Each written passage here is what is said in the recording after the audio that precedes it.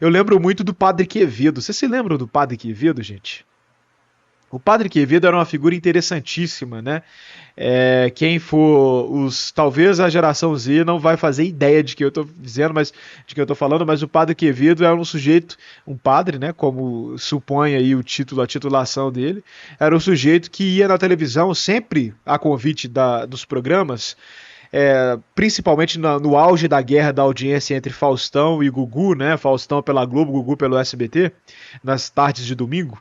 Ele sempre ia a convite para tentar desvendar alguma coisa à luz da parapsicologia.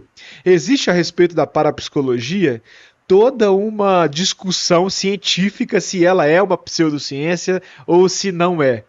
Fato é que o Padre Quevedo, como todos os parapsicólogos, dispunha de um método científico para poder analisar algumas manifestações ditas sobrenaturais. E eu me lembro muito de uma no interior de Minas Gerais, que o Gugu foi, né, levou o Padre Quevedo e foram fazer uma matéria especial numa cidadezinha que estava parada há mais de 15 dias, porque uma santa, uma imagem de uma Nossa Senhora, estava chorando.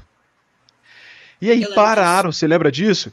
Pararam, vai complementando, Bianca, se você se lembrar de coisas que eu não, mas pararam a cidade, assim, tinha novena na porta da casa, da igreja onde tinha essa imagem, tinha ali uma série de coisas. E de fato, gente, é um fenômeno inexplicável, tá?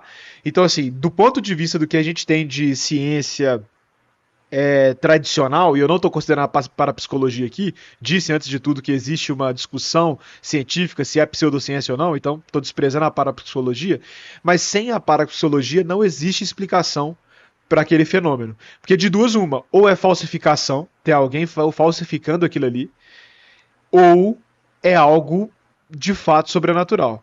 E aí, quando foram estudar, foram olhar a imagem, a composição da imagem, fizeram raio-x, fizeram ressonância, não sei, fizeram alguns exames lá na imagem para definir, identificar se havia dutos, por exemplo, dentro da estrutura física da imagem, que tornasse possível alguém, a conta gotas, jogar água e ela ficar expelindo água pelos olhos. Seria uma falsificação muito engenhosa, mas seria uma falsificação. Não deu nada nos tais exames, nos levantamentos, nos exames de imagem. E aí, Padre Quevedo foi lá então. E a grande. Eu me lembro de ficar muito ansioso para saber o que ele ia falar sobre aquilo, né? E a grande explicação dele. Primeiro que ele falou assim, gente, eu sou padre. Que ele era, eu acho que gringo, ele não era brasileiro, né? Eu esqueci a nacionalidade do Padre Quevedo agora, ele falava, arranhava um portunhol. Bianca vai pesquisar pra gente. Mas o Pô, padre, o padre Quevedo, ele pensou um pouco, analisou, conversou com algumas pessoas que cuidavam da é capela. brasileiro, tá? É brasileiro? Nossa, de onde? Ah, tá. Ele nasceu em Madrid, na Espanha.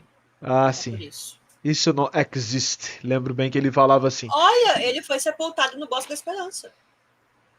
Olha só, em Belo Horizonte. Ele era radicado em É, BH, então? Não sabia.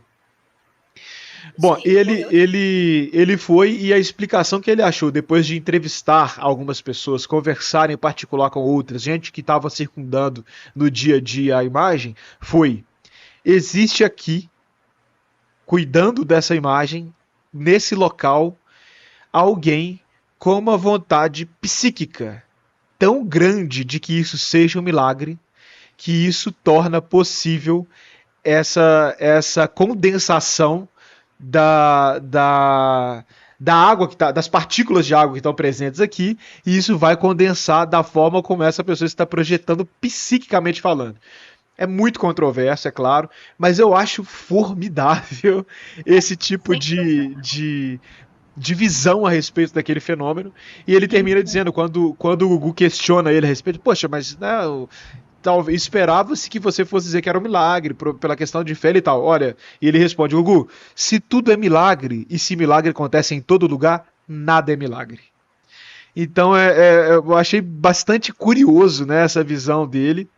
E tem outras passagens, tem uma dessas dele, que eu me lembro muito também, que ele foi acompanhar uma sensitiva que era famosa aí nos meios da televisão, no antigo Carandiru. Vocês se lembram do Nossa, eu também Carandiru, lembro né? disso. E ela entra lá, porque ela já tinha ido lá, e tinha, para os moldes da época, pré-internet, viralizado, né? essa reportagem do Gugu, que ela chegava lá dentro e começava a gritar, meu Deus, ali, bem naquele canto, alguém sendo assassinado e tal, não sei o quê. Sentindo as emoções e a atmosfera pesada do Carandiru. Ele chega lá e olha, e ela faz a mesma coisa de novo, o Gugu lá no meio dos dois, e ele parado assim, e de repente ele... Nada aqui, isso não existe. E saiu. E ficou aquela coisa tipo assim, gente, era pra render o bloco, televisão, né? Mas ele só sentenciou dessa forma de uma maneira muito breve.